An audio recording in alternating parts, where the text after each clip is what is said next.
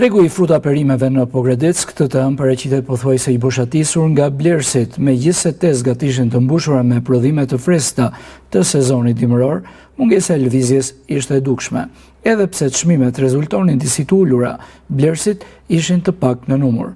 Në vend që çmimet e lira të tërheqin më shumë blerës, ato duket se kanë krijuar një lloj pasigurie mes tyre. Shumë qytetarë mbeten të dyzuar duke pyetur veten nëse ulja e menjëhershme e çmimeve lidhet me cilësinë e produkteve apo me tepricën e mallrave të pashitura. Situata e dobët ekonomike i ka bërë njerëzit më të kursyer, ndërsa çmimet e ulta nuk mjaftojnë ndonjëherë për t'i nxitur ata të blejnë më tepër.